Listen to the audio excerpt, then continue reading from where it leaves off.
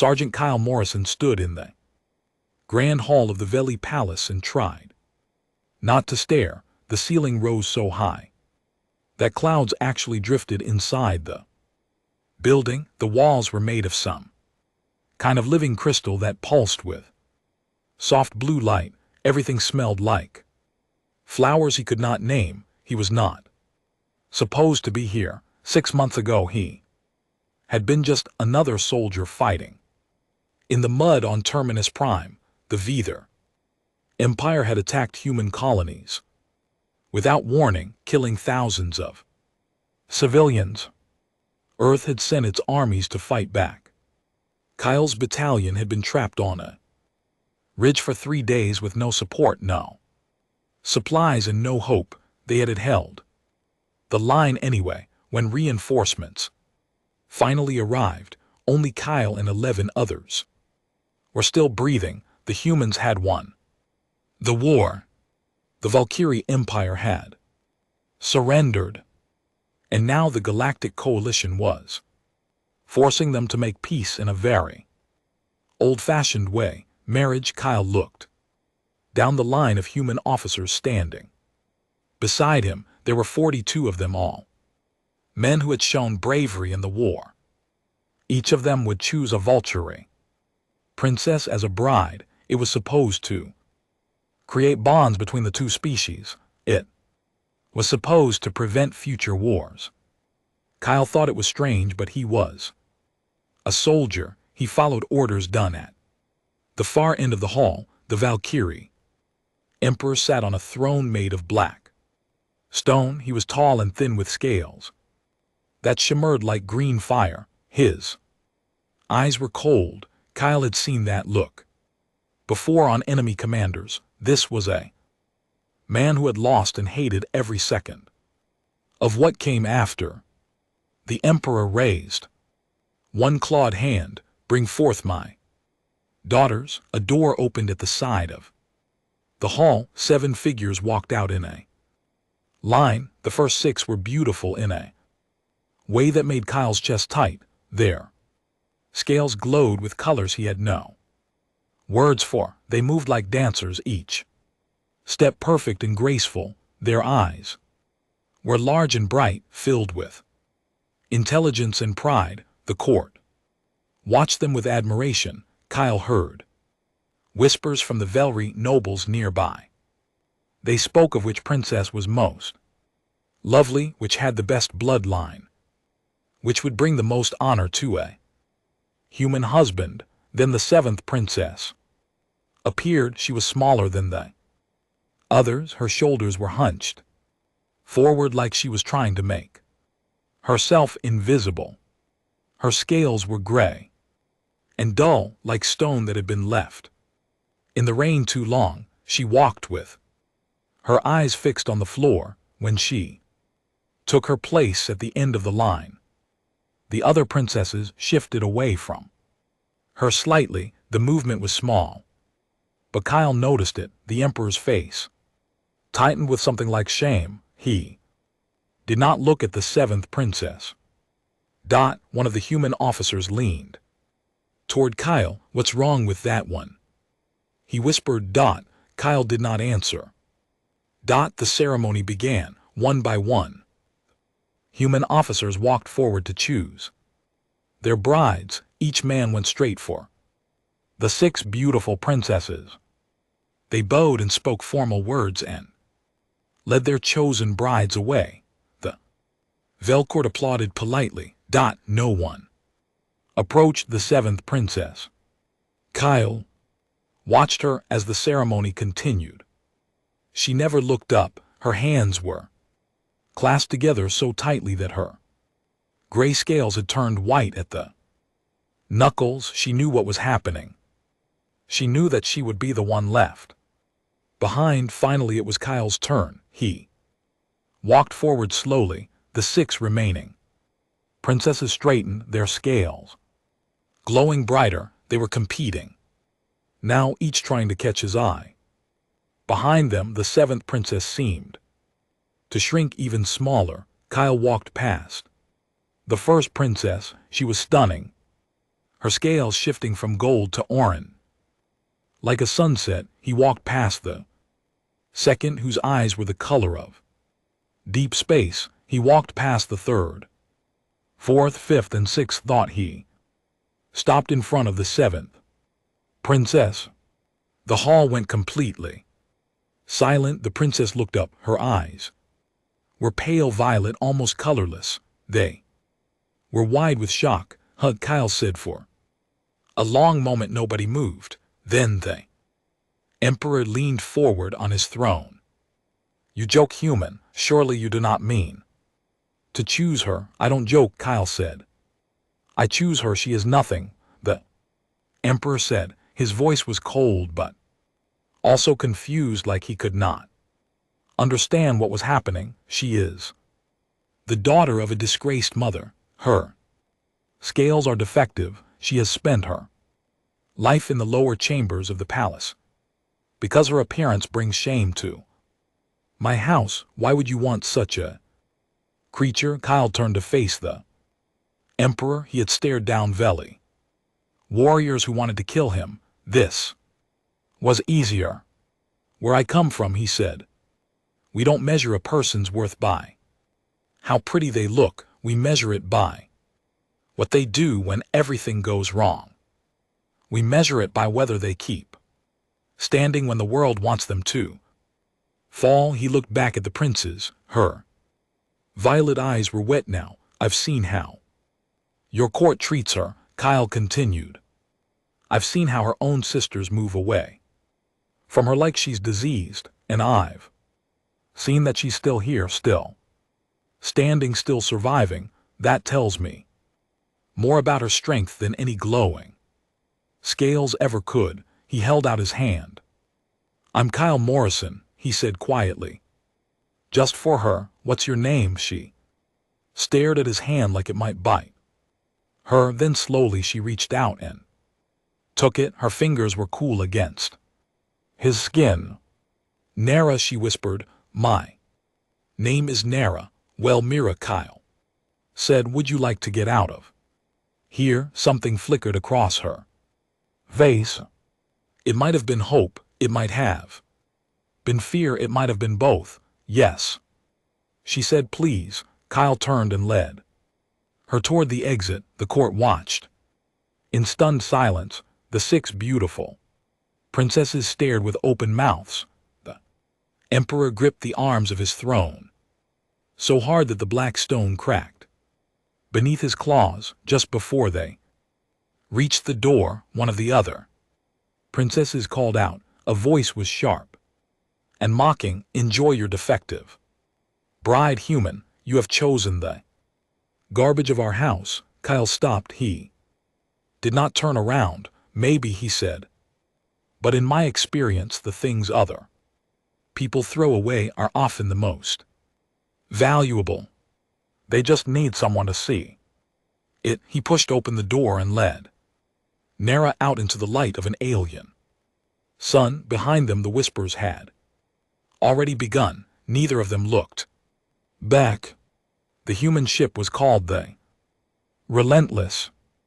It was a carrier vessel, massive and gray, built for war but now serving as transport for the new couples returning to Earth. Nara had never been on a spaceship before. She had never been outside the palace walls for the first 2 days. She stayed in the small cabin assigned to her and Kyle. She sat on the bed and stared at the metal walls and tried to understand what had happened. Human had chosen her, not one of her beautiful sisters. Her, the defective one, the shame of House Veller. She kept waiting for the trick to reveal itself. Kyle gave her space. He slept on a small couch near the door and left early each morning to attend to his duties on the ship. He always knocked before entering. Even though it was his cabin too, he never raised his voice. He never looked at her with disgust the way everyone else always had thought. It made no sense. On the 3rd day Kyle returned to the cabin carrying a tray of food. He set it on the small table near the bed.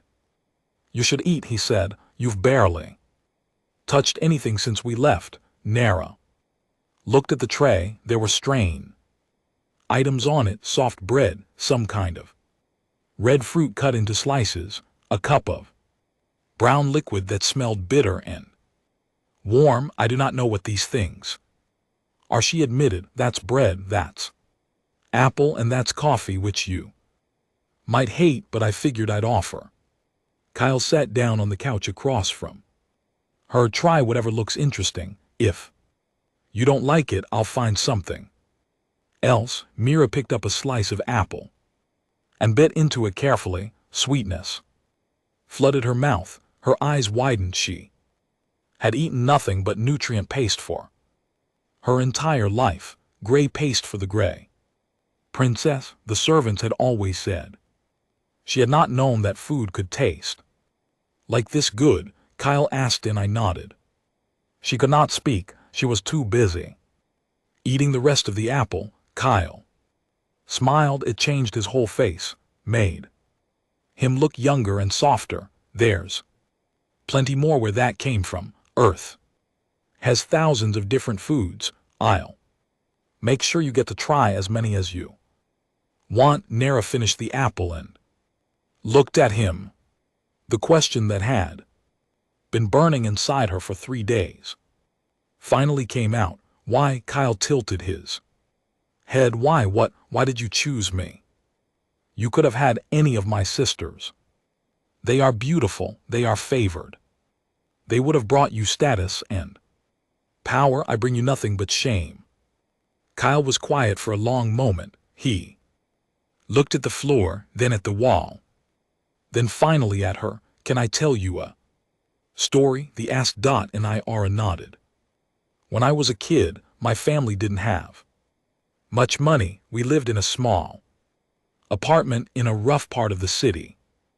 There was this dog that lived in the alley behind our building. Skinny thing, missing patches of fur, one eye gone, blind. Everyone in the neighborhood ignored it or threw rocks at it to make it go away. He leaned back against the couch. I started bringing it scraps from dinner. My mom found out and told me I was wasting food on something worthless. But I kept doing it anyway. After a few months, that dog trusted me enough to let me touch it. After a year, it would follow me everywhere. What happened to it? Nera asked. Lived another 8 years. Best friend I ever had. Kyle met her eyes. Point is, everyone else saw a worthless animal. I saw something that just needed a chance. That's kind of how I look at most things in life. You think I'm like a stray dog. No, I think you're like someone who never got a fair chance. I think fair chances matter. Nera felt something strange in her chest. It took her a moment to recognize it. Warmth. She had not felt warm in a very long time. Later that night, Kyle took her to the observation deck. It was a large room at the top of the ship with windows that looked out into space. Few other people were there, human soldiers and their Velry brides, but they kept to themselves. Nera stood at the window and stared. She had never seen space before. Not really. The palace had no windows in the lower chambers where she lived. She had only ever seen pictures, flat images that captured nothing of the truth. The truth was overwhelming. Stars stretched out in every direction, more than she could count, more than she could imagine. Clouds of colored gas drifted between them, purple and blue and gold. In the distance, a great spiral galaxy turns slowly like a wheel made of light. We're passing through the Aurora Nebula, Kyle said, standing beside her. Supposed to be one of the most beautiful sights in this sector. Nera could not respond. Her throat was too tight. She had spent her whole life being told she was worthless, being told she was ugly, being told she was a mistake that should have been erased, and now she was standing here looking at the universe itself, and it was so beautiful that it hurt. A tear rolled down her face. Kyle noticed he did not say anything. He just stood there with her close enough that she could feel his presence, far enough that she did not feel trapped. After a long time, Nara spoke. Her voice was barely a whisper. Thank you. For what? For showing me this. For choosing me. For being kind when you did not have to be. Kyle turned to look at her, the light of the nebula reflected in his eyes. Nara, I'm going to tell you something, and I want you to remember it, okay? She nodded. You don't owe me anything. Not gratitude, not loyalty, nothing. I didn't choose you because I wanted you to feel indebted. I chose you because I saw something in you that nobody else bothered to look for. I'm going to keep seeing it even when you can't see it yourself. Nara stared at him. In her whole life, no one had ever spoken to her like that. No one had ever looked at her like she was worth something. She did not know what to say, so she said nothing. She just turned back to the window and watched the stars burn in the darkness. And for the first time in her life, she let herself believe that maybe, just maybe, things could be different. Beside her, Kyle watched the nebula paint colors across her gray scales. In that light, they did not look dull at all. They looked like silver. He smiled and said nothing. Some things did not need words. Earth was nothing like Nara had imagined. The ship landed in a city called New Chicago, a place of towering buildings and rushing people and noise that never stopped. Flying vehicles filled the sky. Screens on every surface showed moving pictures and words. The air smelled of food and fuel, and millions of living things packed together in one place. Nara stepped off the ship and felt her legs shake. It was too much, too big, too loud, too everything. Kyle's hand found hers. Breathe, he said quietly. We'll take it slow. They took a transport to the edge of the city where the buildings grew smaller and spaces grew wider. Kyle's family home was a simple two-story house with a small yard and a tree out front. It looked nothing like the Valkyrie Palace. It looked warm. The front door burst open before they reached it. A woman came running out, her gray hair flying behind her. She was short and round, and her face was already wet with tears. Kyle, she threw her arms around him and held on tight. My boy is home. Kyle hugged her back just as hard. Hey, Mom, I missed you. His mother pulled back and looked at him, touching his face like she needed to make sure he was real. Then her eyes moved to Nara. Nara tensed. She waited for the disgust, the rejection, the cold words about defective aliens that should have stayed on their own world. Instead, Kyle's mother walked right up to her and pulled her into a hunt too. You must be Nara, she said. I'm Dorothy. Welcome to the family, sweetheart. Nara stood frozen. No one had ever hugged her before. She did not know what to do with her arms. Your skin and bones, Dorothy said, pulling back to look at her. When did you last have a proper meal? Never. Mind, don't answer that. Come inside. I'm making pot roast. Nara did not know what pot roast was, but she let herself be pulled into the house. Inside was cluttered and messy and full of photographs on every wall. Most of them show Kyle at different ages, from a small child to a young man in uniform. Younger man appeared from the kitchen. He had Kyle's same brown eyes, but a wider smile. Danny, Kyle said, and the two brothers embraced. You actually did it, Danny said, grinning. You brought home an alien princess. I thought the news reports were making it up. News reports, Kyle frowned. Dude, you're famous. The soldier who rejected 6 beautiful princesses and chose the one nobody wanted. It's all over the feeds. Danny turned to Nara. No offense, I think what he did was awesome, Danny, Kyle said in a warning tone. What? I'm being nice. Nara found herself smiling. She was not sure why. These humans were loud and strange and completely unlike anything she had known. But there was something about them that felt safe. Dinner was overwhelming in the best way. The pot roast was rich and savory, the vegetables soft and warm, the bread fresh from something called an oven. Nara ate until her stomach hurt and then ate more because Dorothy kept putting food on her plate. You like it? Dorothy asked. It is the best thing I have ever tasted, Nara said honestly. Dorothy beamed. I knew I liked you. But not everyone on Earth felt the same way. The next morning, Nara woke to the sound of shouting outside. She went to the window and felt her chest go cold. There were people gathered on the street, dozens of them. They held signs with angry words. Some of the signs had pictures of Nara's face with red marks drawn over them. The people were yelling things she could not quite hear, but their meaning was clear. She was not welcome here. Kyle appeared beside her. His jaw was tight. Ignore them, he said. They hate me. They don't know you.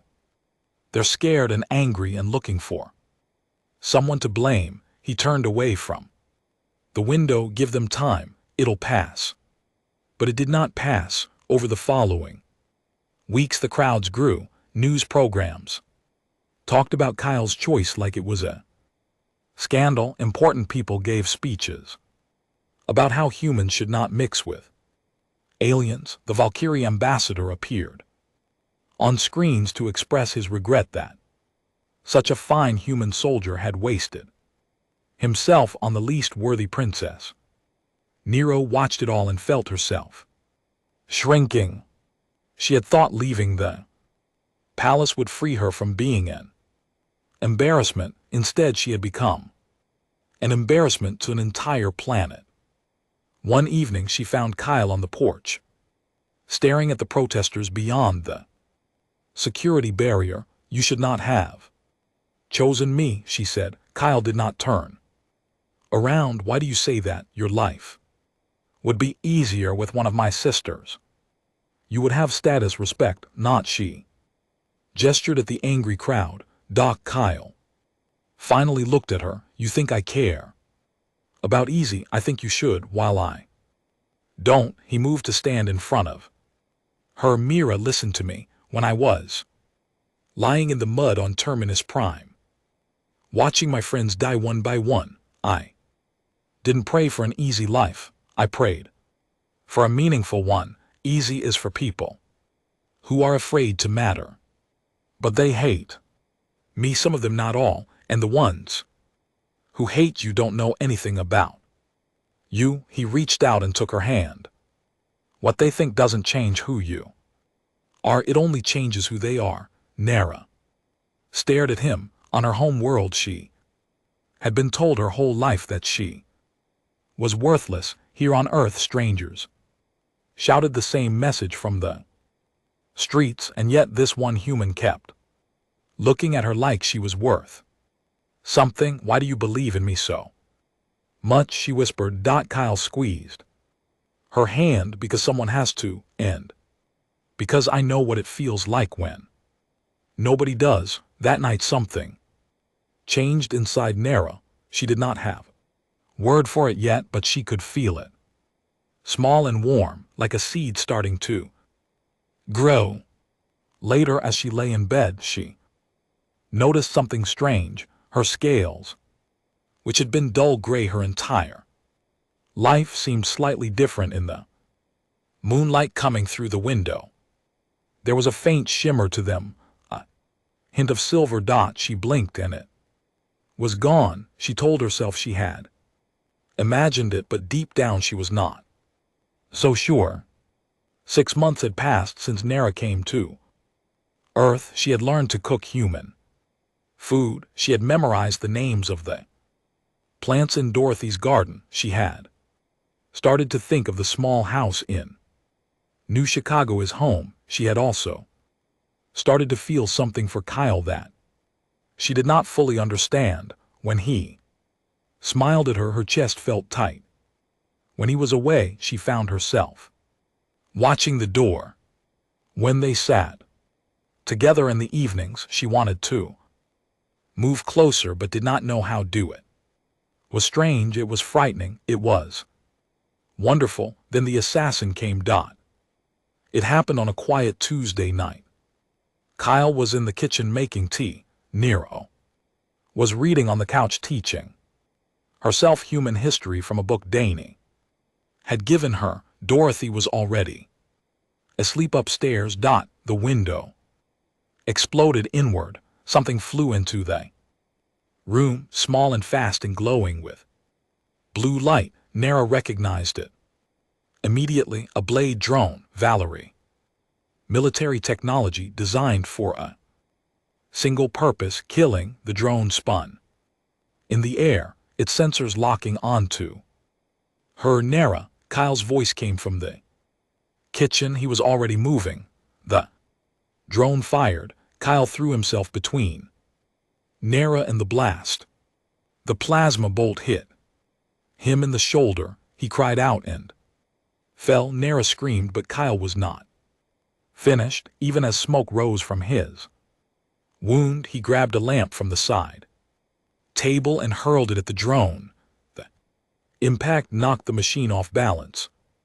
Its second shot went wide, burning a hole in the ceiling. Kyle lunged. His good hand caught the drone and slammed it against the floor. The machine wed and sparked. Kyle brought his fist down again and again until the blue glow faded and the drone went still. Then he collapsed. Nero was at his side in an instant. Blood soaked his shirt. His face was pale with pain. Kyle, she said. Her hands were shaking. Kyle, stay awake, please. I'm okay, he said, though he clearly was not. Are you hurt? No, you saved me. Why did you do that? You could have died. Kyle managed a weak smile. Because that's what you do for people you care about. Medical teams arrived within minutes. Dorothy called for help while Nero pressed cloth against Kyle's wound.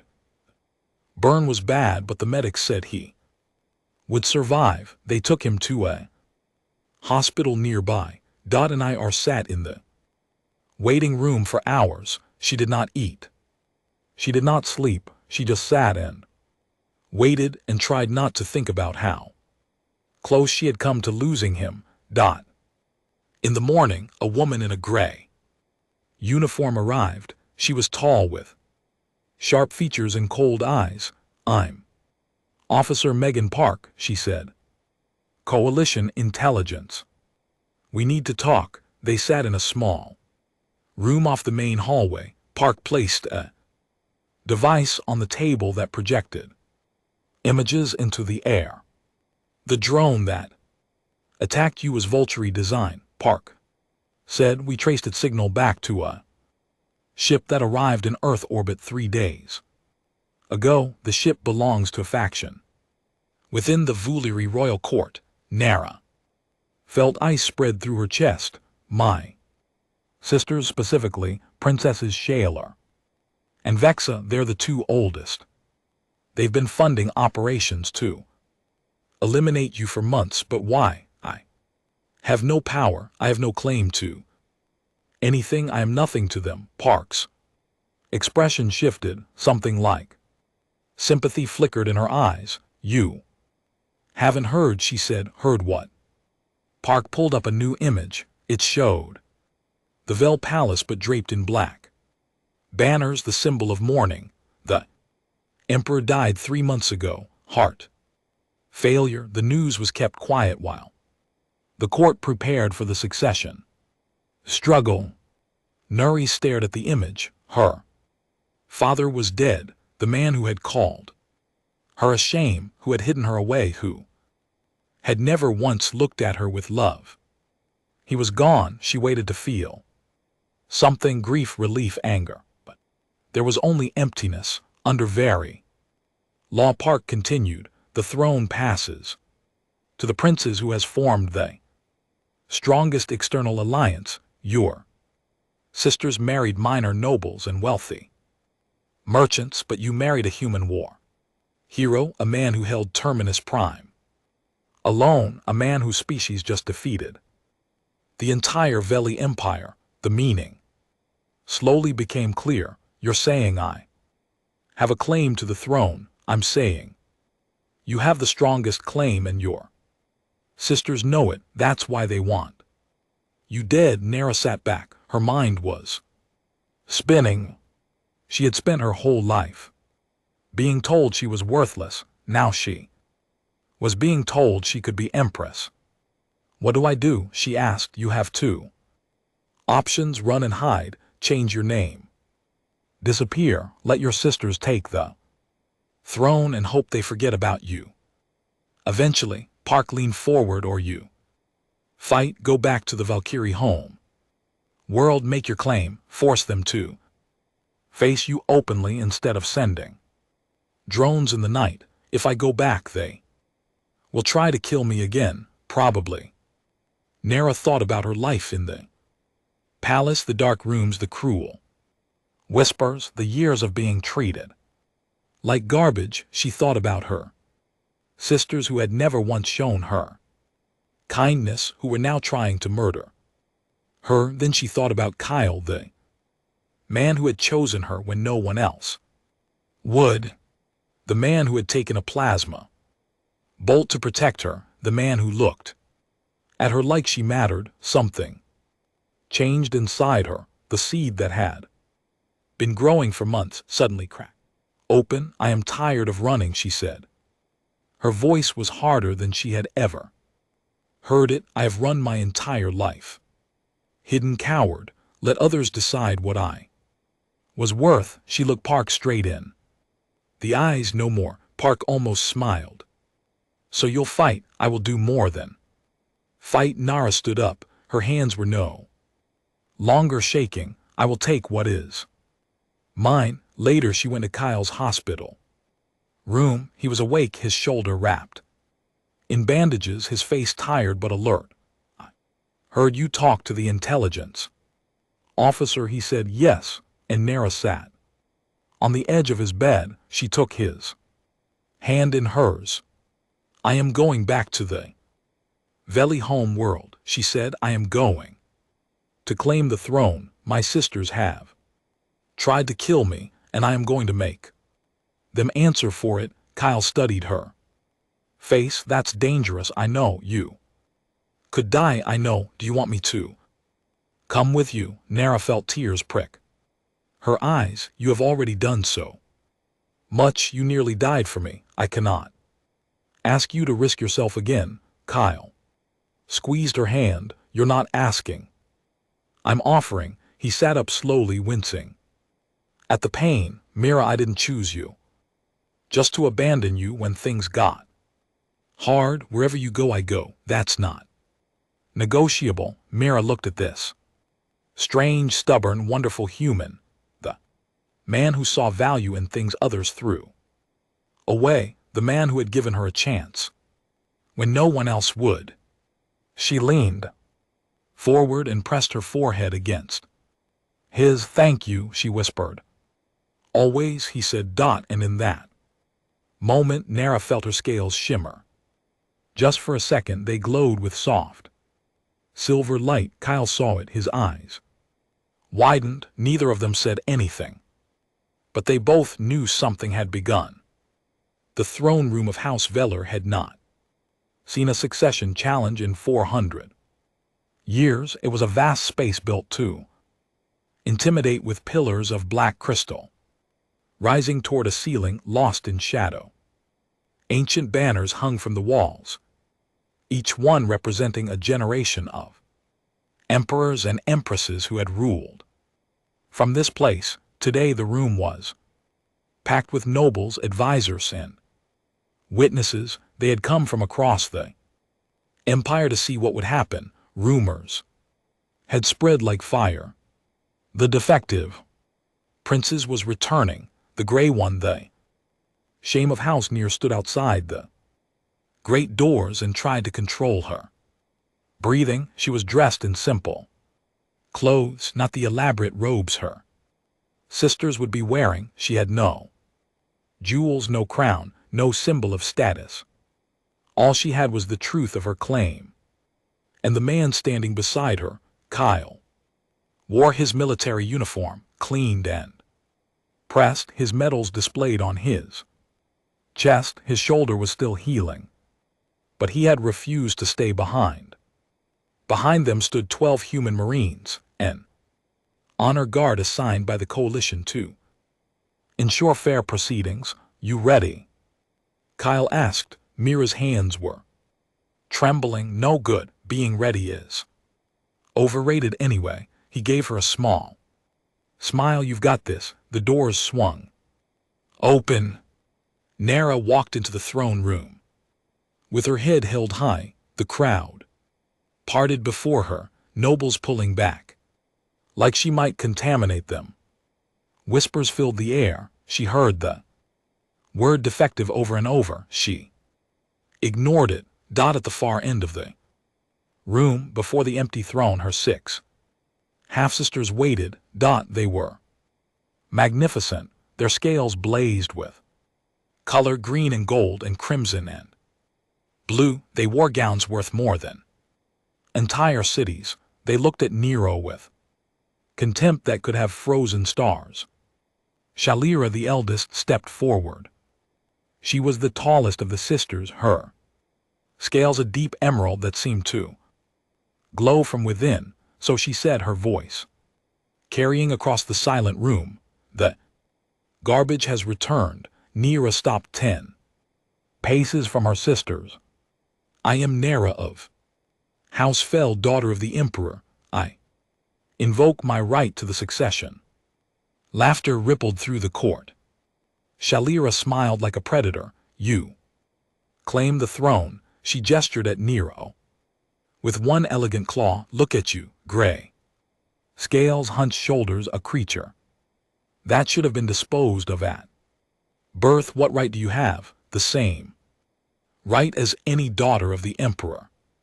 Near, his voice was steady now. "By law, the throne passes to the princess who has formed the strongest alliance. I am married to Sergeant Kyle Morrison of Earth, a war hero whose battalion defeated 3 Valkyrie fleets at Terminus Prime. My alliance is with humanity itself." The whispers grew louder. The nobles looked at each other uncertainly. Vexa, the second eldest, stepped forward. Her scales were blood red and her eyes held nothing but hatred. "One soldier," she spat. "You think one human soldier makes you worthy of the throne?" Kyle stepped forward to stand beside Nera. "One soldier held the line at Terminus Prime for 6 hours. Alone, while your empire's finest warriors tried to break through. I was that soldier." He looked around the room, meeting the eyes of every noble who dared to look back. "And I'm not here to fight anyone. I'm here to make sure my wife gets what she's owed." Silence fell.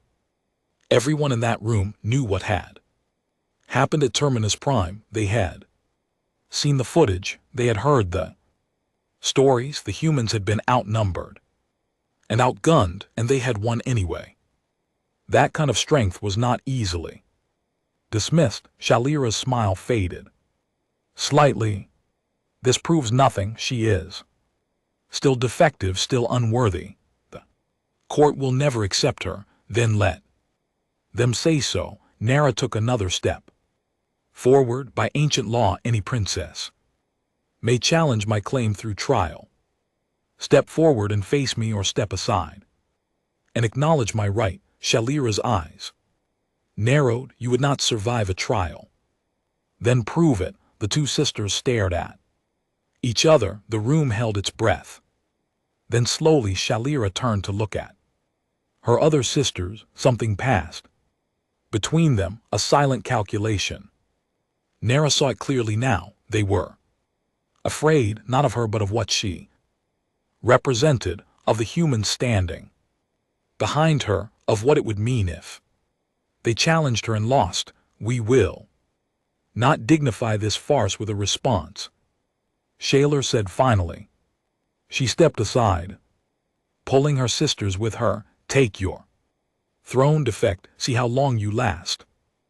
Nero walked past them toward the throne. Each step felt like a lifetime. The nobles watched in stunned silence.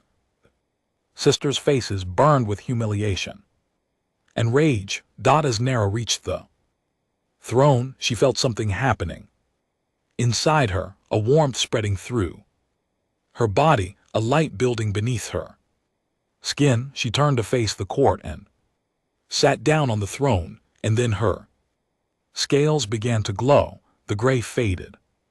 Silver light rippled across her body, then shifted to pale gold, then to a deep radiant violet that filled the entire room. The nobles gasped. Several fell to their knees. Even her sisters stumbled back in shock. Nero looked down at her hands. They were beautiful. They had always been beautiful. The gray had never been a defect. It had been a dormancy, a potential waiting to be awakened by something outside herself. She understood now. The Valkyrie scales responded to inner state. Her sisters glowed because they had been raised with love and praise. Their confidence fed from birth. Nera had been starved of everything. Her light had been buried so deep that it could not find its way out. Until Ma died, until Kyle, until someone had finally believed in her enough for her to believe in herself. She rose from the throne and looked at her sisters. They were pale with fear. I do not want revenge, Nera said. Her voice was calm, but carried to every corner of the room. You tried to kill me, and you failed. That is punishment enough. Leave this place. Find your own paths, but know this: if you ever threaten me or my family again, there will be no mercy. The sisters fled. The nobles watched them go, then turned back to Nero with new expressions: awe, respect, fear. Kyle walked up the steps to stand beside the throne. By tradition he should have knelt. He started to lower himself. Nera caught his arm. Rise, she said softly. You melt when you chose me in this very room. You have nothing more to prove. She pulled him up to stand beside her. From this day forward you will never kneel again. Kyle looked at her, at the light radiating from her scales, at the strength in her eyes. You're beautiful, he said. I know, she replied. And for the first time in her life she meant it. The court began to kneel one by one, acknowledging their new empress. But Nero was not watching them. She was looking at the human soldier who had seen her worth when no one else had, the man who had chosen her in her darkest moment and stayed with her until she found her light. Thank you, she whispered. Kyle smiled. I told you. Someone just needed to see it. He took her hand. She laced her fingers through his dot, and together the human soldier and the Valkyrie Empress turned to face their future, a future neither of them had expected, a future built on the simple truth that worth is not something you are born with. Thought it is something you are given the chance to find. Thought the galaxy would tell their story for generations. The princes no one wanted. The soldier who chose her anyway, the love that changed an empire, but in that moment standing together in the ancient throne room, Kyle and Nero were not thinking about legacies or history. They were just thinking about each other, and that was enough.